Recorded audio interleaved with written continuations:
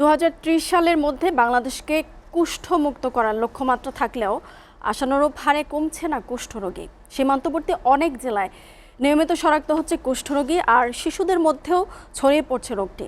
দেশের এমনই সর্বোচ্চ ঝুঁকিপূর্ণ 10 জেলার মধ্যে মেহেরপুর অন্যতম। এই রোগটি নির্মূলে বেশি বেশি রোগী শনাক্তের প্রয়োজন হলেও তা নেই বললেই চলে। নতুন বরাদ্দের দাবি জানিয়ে কার্যকর পদক্ষেপের আশ্বাস সিভিল সার্জনের। মেহেরপুর প্রতিনিধি ফজলুল হকের প্রতিবেদন।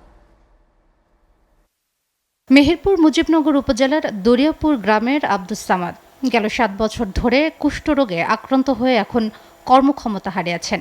অভাবের সংসারে এ যেন মরার উপর খাড়ার ঘা। জেলায় কুষ্ঠরোগের 6 জন অঙ্গহানি সহ অনেকে আলসার ও পঙ্গুত্ব বরণ করেছে।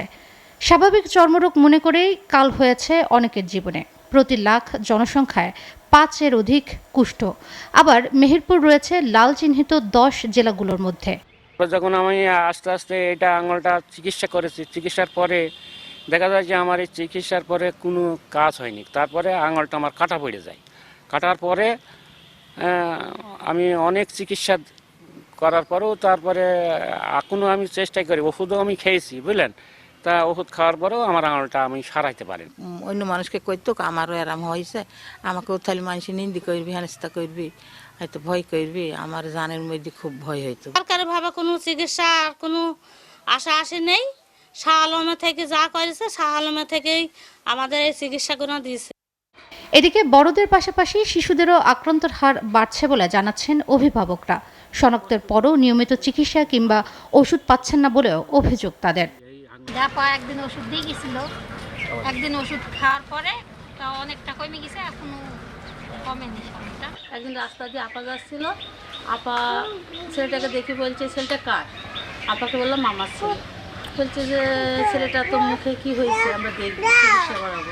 যখন আমরা বলি সরকারি একদম বিনামূল্যে চিকিৎসা আছে, তখন তারা একটু অনেক আগ্রহ প্রকাশ করে নিজেদের দেখানোর জন্য।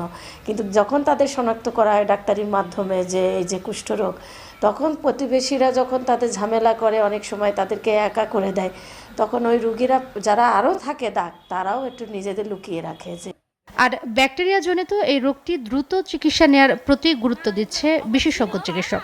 জনসচেতনতার অভাব ও রোগটির সম্পর্কে ডাক্তারকে না জানানোর প্রধান বাধা মনে করছেন সিভিল সার্জন। অর্থ বরাদ্দের দাবির পাশাপাশি ওষুধ সংকট নিরাময়ের আশ্বাস তার।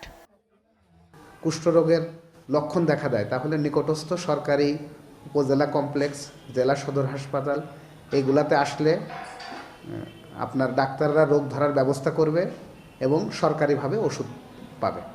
এবং দীর্ঘদিন এই রোগের ক্ষেত্রে অনেক সময় কমপক্ষে 6 মাস ওষুধ খেতে হয়। ওষুধ খেলে অধিকাংশ রোগী খুব ভালোভাবে সুন্দরভাবে সুস্থ হয়ে যায়। এই মুহূর্তে আমাদের কাছে আলাদা কোনো বাজেট নেই।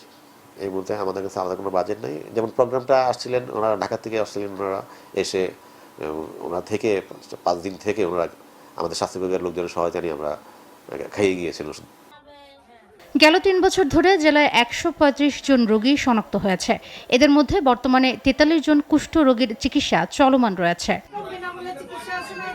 SATV news desk.